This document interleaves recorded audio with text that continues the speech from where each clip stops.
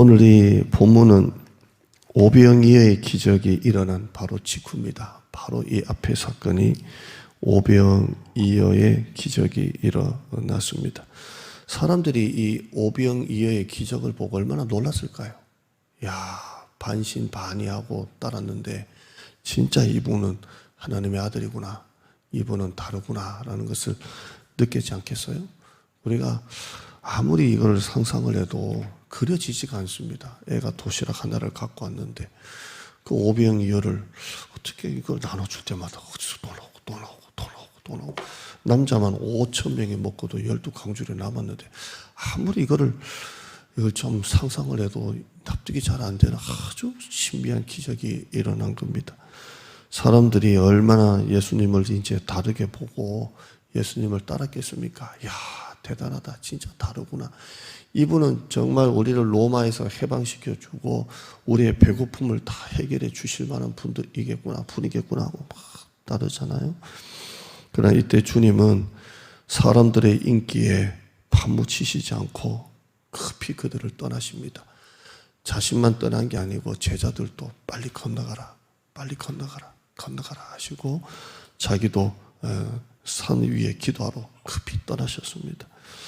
기적 설교 첫 시간에 예수님의 기적의 특징 중 하나가 예수님은 자신을 알리기 위해서 기적을 행하지 않으십니다. 예수님은 자기를 선전하려고, 자기를 알리려고 그렇게 기적을 행하지 않으십니다. 여러분, 마술은 우리가 마술쇼라고 합니다. 마술쇼. 마술은 뭡니까? 쇼입니다. 쇼가 뭐예요? 보여주는 거예요. 쇼입니다. 토저가 유명한 말을 했습니다. 하나님 앞에서 쇼하지 마라, 그런 말을 했는데요, 보여주려고 하지 마라, 이런 말을 했습니다. 예수님은 자신을 선전하려고, 자신을 피하려고, 자신을 알리기 위해서, 자기를 드러내기 위해서 기적을 행하지 않으셨습니다. 오직 꼭 이 사람에게 필요할 때만, 그리고 하나님의 영광이 나타날 때만 기적을 행하셨습니다. 제가 우리 교회 와서 우리 교회 성도님들을 보면 자신을 이렇게 하나님이 쓰시는 것만으로 감사하는 것을 많이 봐요. 참, 제가 이제 우리 교회까지 7군데를 섬기지 않습니까? 교회를 섬기는데 우리 교회 성도님들을 이렇게 보면 그냥 하나님이 나를 쓰시는 것만으로도 감사해요. 쓰시는 것만으로 이렇게 감사해야 하는 것을 봅니다. 드러내질 않으시고요. 여러분, 알리지 않아도, 사람은 몰라도 하나님은 다 알고 계시는 줄 믿습니다. 제가 우리 엄마를 봐도 하나님은 공짜가 없구나.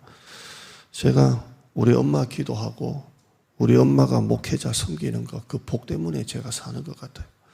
저는 지금도 제가 섬겼던 목사님들과 지금도 관계를 맺고 있고, 지금도 그분들이 놀러 오시라고 하고, 제가 위급하고 다급할 때 그분들이 총이 큰 어른이시기 때문에 또 문제도 해결해 주시고, 참 내가 이렇게 어른 목사님들과 뭐 피 한 방울 안 섞였는데도 이렇게 영적인 아버지처럼 지금도 좋은 관계를 맺는 게 내 복이 아니라 우리 엄마가 목회자 잘 섬기니까 하나님의 그런 어른 목회자들 지금도 좋은 관계를 맺게 하신 것 같아요.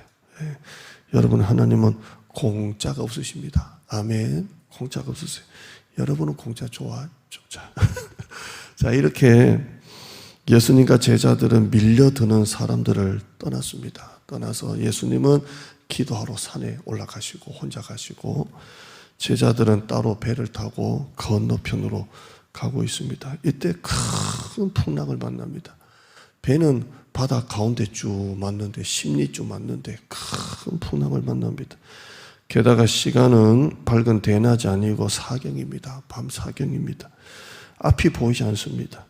제자들이 풍랑을 헤쳐 어떻게든 바다를 건너가려고 노를 쳤습니다. 그때는 모터가 있는 것도 아니고 당연히 아주 힘겹게 어떻게든 이겨내려고 캄캄한 밤에 그 풍랑이 치고 예수님도 계시지 않은데 어떻게든 이걸 이겨나가야 되니까 돌아갈 수도 없고, 그러니까 어떻게든 가야 되니까 힘겹게 노를 젓고 있습니다.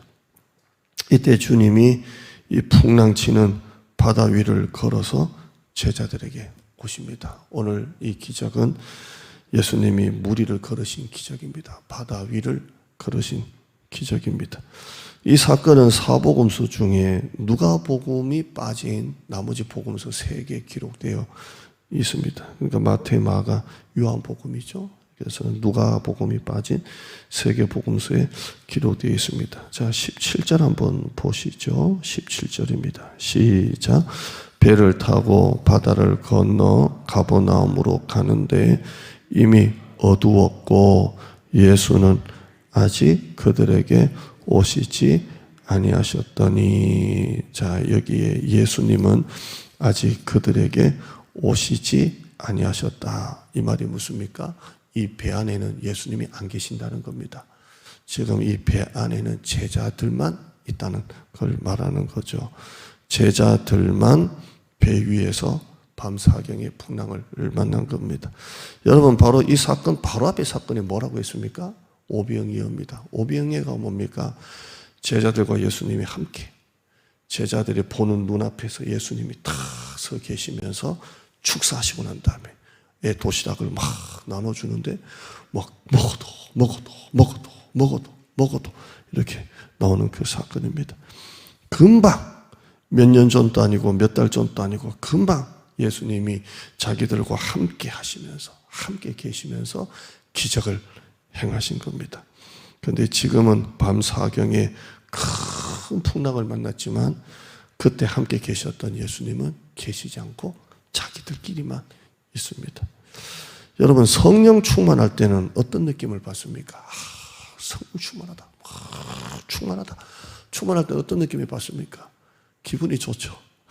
근데 그걸 말하는 게 아니라 성령 충만하면 정말 하나님의 임재를 느껴요. 하나님이 내 삶 전체에 함께 하시는 게 느껴져요. 순간순간마다 지금도 하나님이 나와 함께 하시는 걸 느껴져요.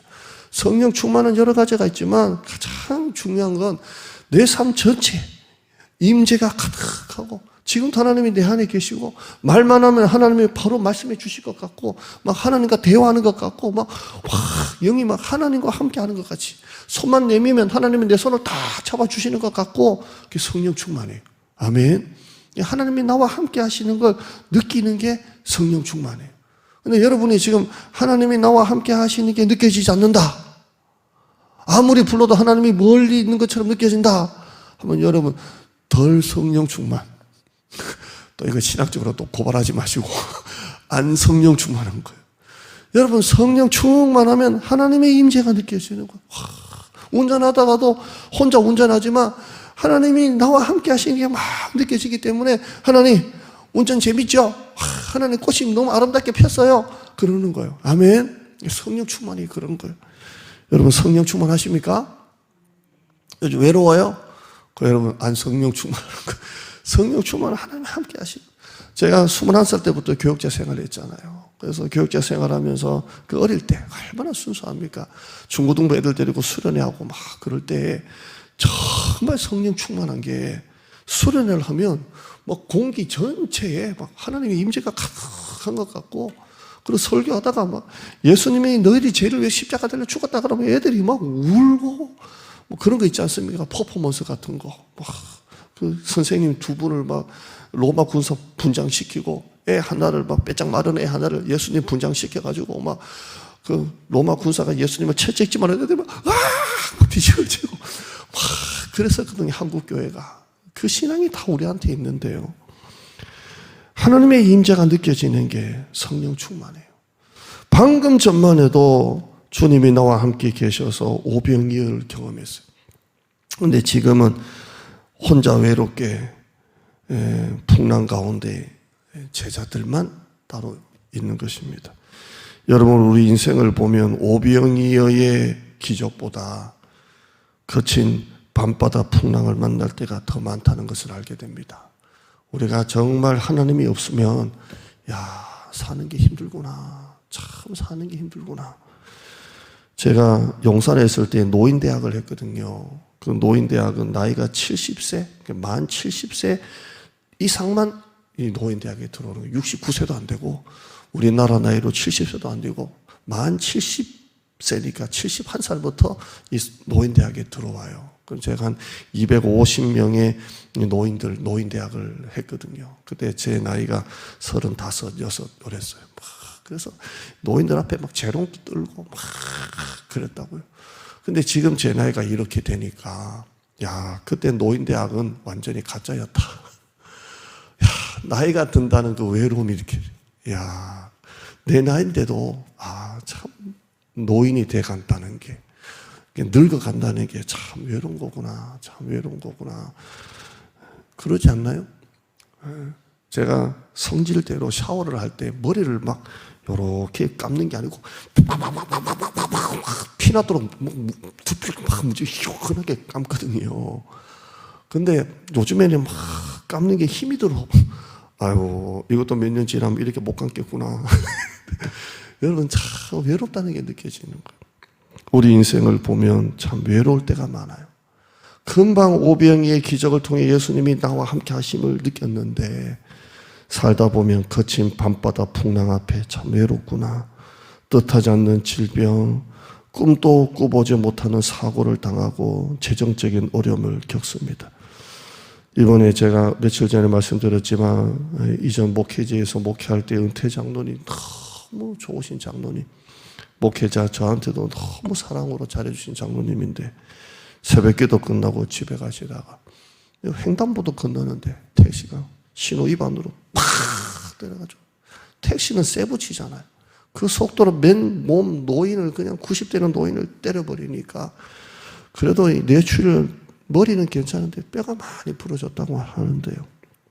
참 이게 나와서 전화 드리기도 참 그런데, 이게 아무튼 뜻하지 않는 이런 사고.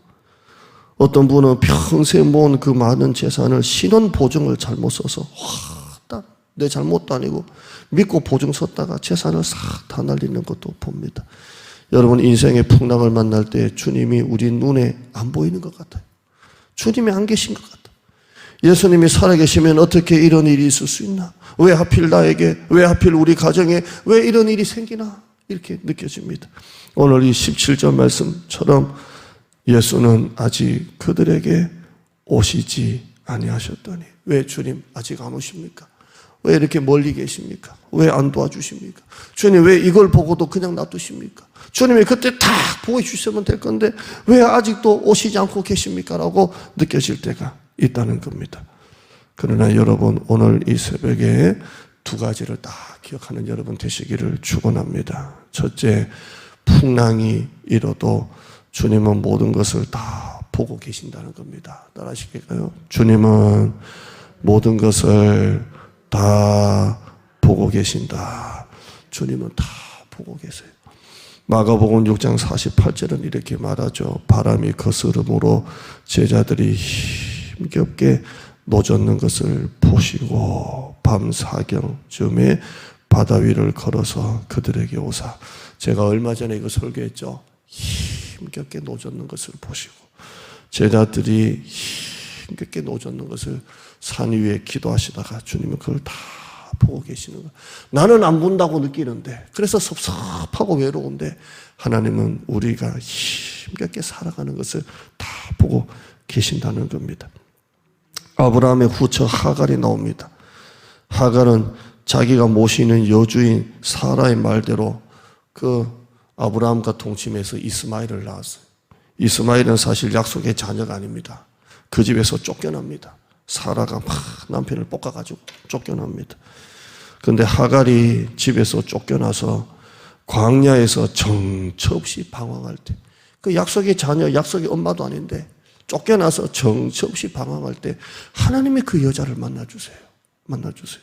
하갈이 이 하나님의 사자를 보고 난 다음에 이렇게 고백합니다. 창세기 16장 13절에 하갈이 자기에게 이르신 여호와의 이름을 나를 살피시는 하나님이라 하였으니, 이는 내가 어떻게 여기서 나를 살피시는 하나님을 배웠는고 함이라.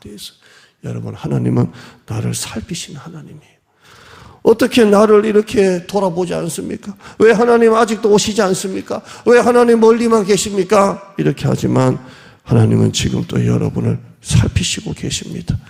여러분이 얼마나 수고하는지, 여러분이 얼마나 낙심하는지, 여러분이 얼마나 외로운지, 여러분이 얼마나 헌신하고 있는지 하나님은 다 아시고 살피고 계십니다. 시편 33편 18절에 여호와는 그를 경외하는 자, 곧 그의 인자하심을 바라는 자, 하나님을 경외하는 자, 하나님의 인자하심을 바라는 자를 살피사 19절에요. 읽어보시죠. 시작. 그들의 영혼을 사망에서 건지시며 그들이 굶주릴 때에 그들을 살리시는도다. 아멘. 하나님은 여러분을 살피시는 하나님이십니다. 할렐루야. 두 번째, 주님은 풍랑일 때 더 가까이 오십니다. 더 가까이 오세요. 제자들이 예수님이 왜 아직 안 오십니까? 할 때 19절 한번 보실까요? 19절 읽어보시죠. 시작. 제자들이 노를 저 10여리쯤 가다가 예수께서 바다 위로 걸어 배에 가까이 오심을 보고 두려워하거늘. 자, 제자들이 힘겹게 노를 젓고 있는데 예수께서 그때 바다 위를 걸어서 제가 우리 교회 이제 뭐 기도 앞뒤 할 때 뭐 이렇게 이번에는 고난주간 이렇게 그림 하나 나가잖아요. 근데 이거 이제 고난주간 끝나고 난 다음에 온라인으로 예배 전후에 뭐 그림 하나 넣었는데 예수님이 무리를 걸으신 그림을 하나 이렇게 넣어야 되겠다. 그래서 예수님이 무리를 걸어서 제자들에게 이렇게 가까이 오십니다. 자, 한번 대조를 보시죠. 17절 보세요. 17절 보시면 예수는 끝에 보시면 예수는 아직 그들에게 오시지 아니하셨더니 되어 있고요. 19절은요 어떻게 되어 있어요? 예수께서 바다 위로 걸어 배에 가까이 오심을 보고 이렇게 되어 있어요. 자, 주님은 가까이 오십니다. 제자들이 아직도 안 오십니까?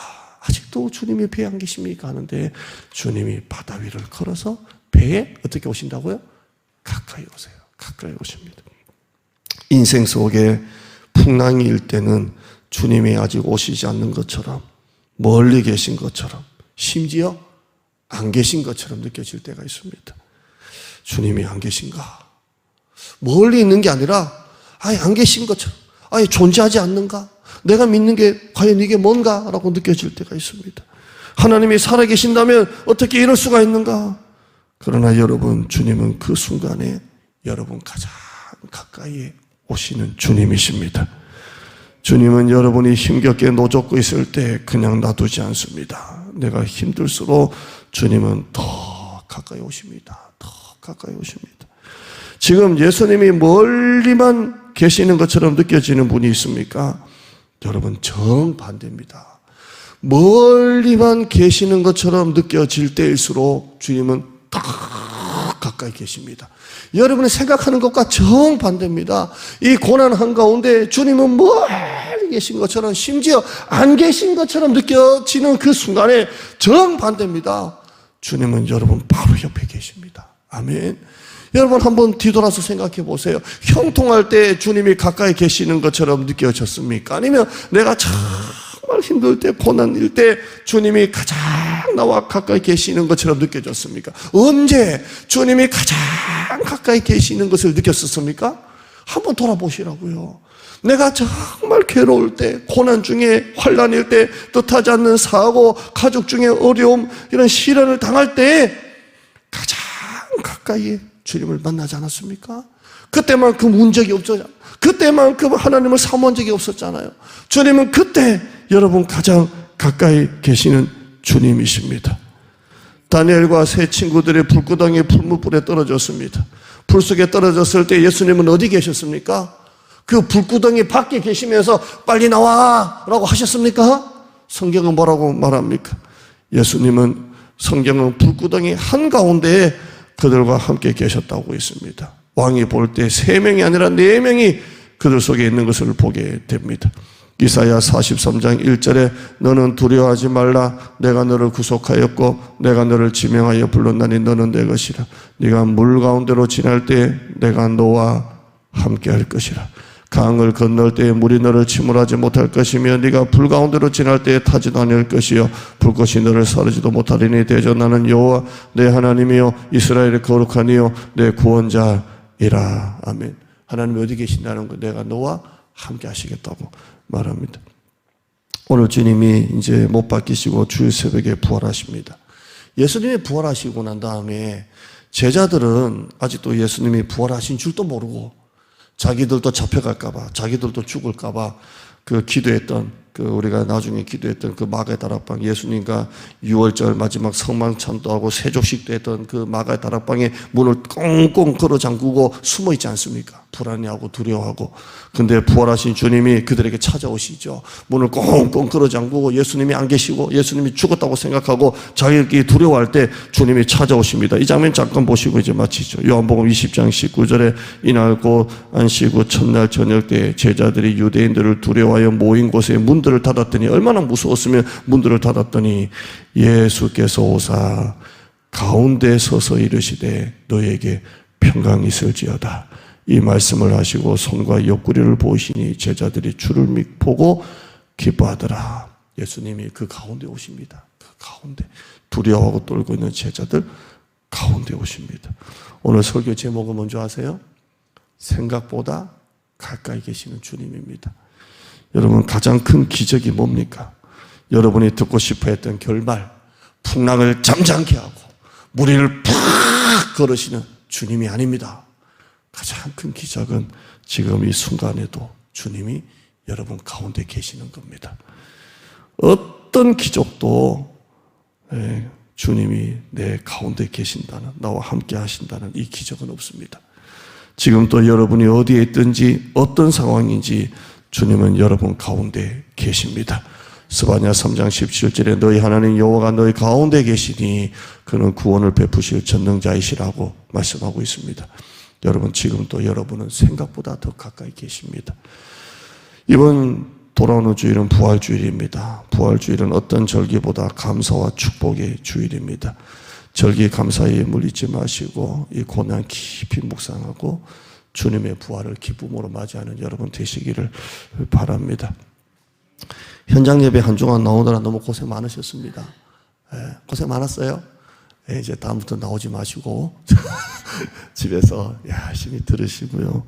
청년들이 이틀 동안 현장 예배 나오니까 너무 좋아요. 너무 좋고, 온라인 예배 함께한 분들도 감사하고, 반주자들 너무 감사하고, 이 기적 설교가 개인적으로 참 좋았습니다. 성도님들이 좋았다는 말을 듣는 게 너무 감사하고요. 이 기적 설교 여러분의 가정에 꼭 일어났으면 좋겠어요. 따라합시다. 오늘 결론으로 가장 큰 기적은 이 풍랑 속에서도 주님이 나를 버리지 않으시고 함께 하신다. 이게 가장 큰 기적입니다. 여러분의 가정에도 진짜 기적이 필요하고 원하는 가정에 기적이 일어나기를 축원합니다.